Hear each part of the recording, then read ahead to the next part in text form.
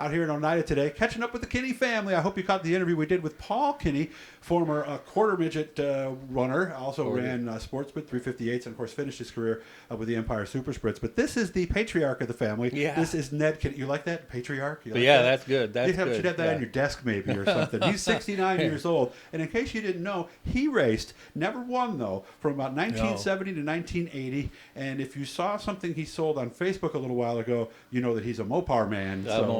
It was always a Mopar of some kind or always another? a Mopar. Okay. Always. How you doing? How are things these days? Things are good. Certainly business has changed a lot since the pandemic hit, but we've survived it, and I think that we'll still be able to keep going. How has it changed? Because our people wait longer and come in with bigger problems. Is that how it changed? No, actually, the pandemic was good for us. People got all that free money, and they filled my yard right up with cars to work on. Nice. To the point where we were 2 weeks behind on car repairs. How are you now? Now we're dead. Oh, nothing's coming now down. Nothing's going on. Oh, okay. You still doing the towing on the thhree-way and all that? Still do the towing on the throughway. Yep, that keeps the money flowing. I know there's been a lot of awareness lately for the people who do that. Do you have any stories yourself where somebody got a little close to you or something? I've lost 3 trucks out there and never lost a guy. I had one guy get hit. Replace the trucks. Mm-hmm. Okay. Yep. Had one guy get hit. He damaged his shoulder, but other than that, he was okay. All right, so when you see these lights, guys, seriously, move over quickly. Absolutely. And make sure that these guys are safe. And if you think we're joking, go to YouTube and look it up. There's some scary stuff on there that you'll see. So what got you into racing in 1970? So let me see. That would have been 52 years ago. So you were, you were young. Oh, yeah, I was 18 years old. Okay. So young whippersnapper at age 18. My brother-in-law, Tim Thomas, from the Thomas family. Yeah, Joel and all them. Joel, He got me into it. We built my first car in his parents' driveway. What was it? I remember it was yellow with red numbers. That was an old Plymouth Satellite. Okay. Yep.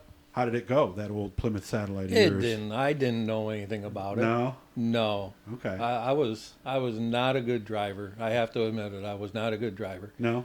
I got the name Nasty Ned down to Fonda because I was running into everything. Not on purpose. You just. It's just Yeah. Yeah.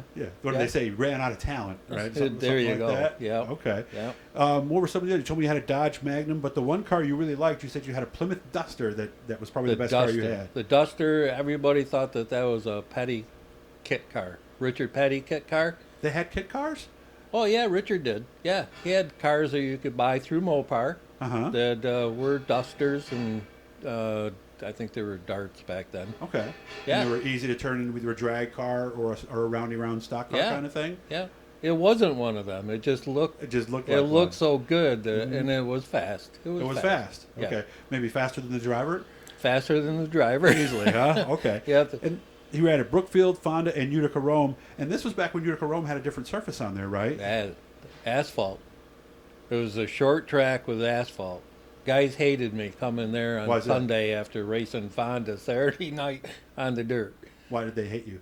The dirt falling off of my car. Oh, it's getting all over the asphalt, and they're slipping and sliding now, huh? And I had to race with the modifieds, just so you know, because my car was not a typical street car. I mean, it had big wide tires on it and headers and all that stuff. So we actually had to race with the modifieds. Okay. And didn't you tell me for a while you were racing late models? Raced late models. That's where I started. What was a late model, and what was it? What was it been like? Right in 1970, or? Yeah, it was back when I started 70. That was a car you just take off the street, put a roll cage in it, and that's what we call a late model. Probably something similar to like the early 90s pure stocks almost.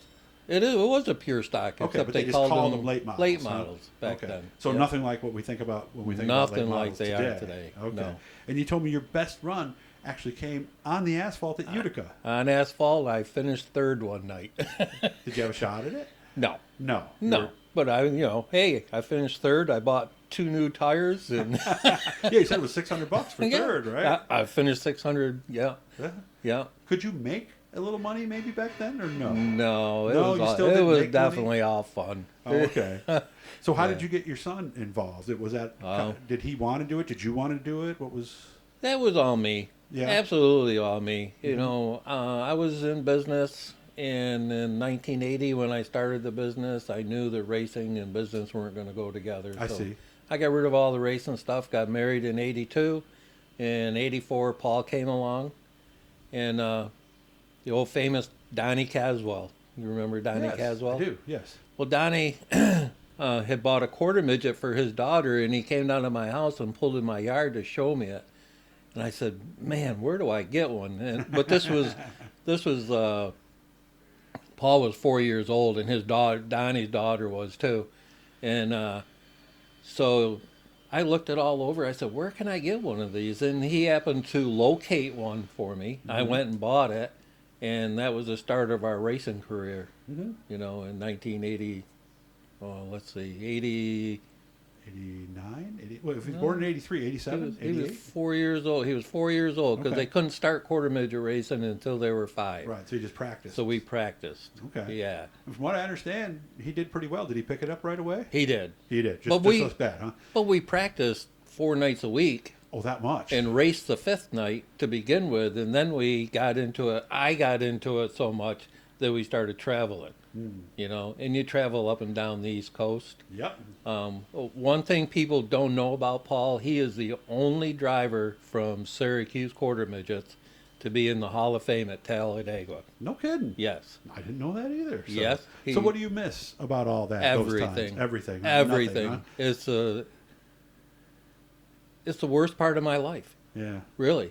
You know, I hate not going racing. I hate not owning a race car, but I can't do it anymore. I can't do it understand. without Paul being involved in it. Yeah, I get know? that. So Times change. all right. I'm glad you're doing well. Yeah. Time went by really fast. It's good to see you. Next time I come Yeah. by the area, I'm going to have to make sure to do that. Right on 365, if you get off the exit, if you're going to the casino, just keep going past the casino because you don't want to go in there. You'll lose money. Yeah. And come on the left right before you get to Oneida. You'll see Kinney Car Care.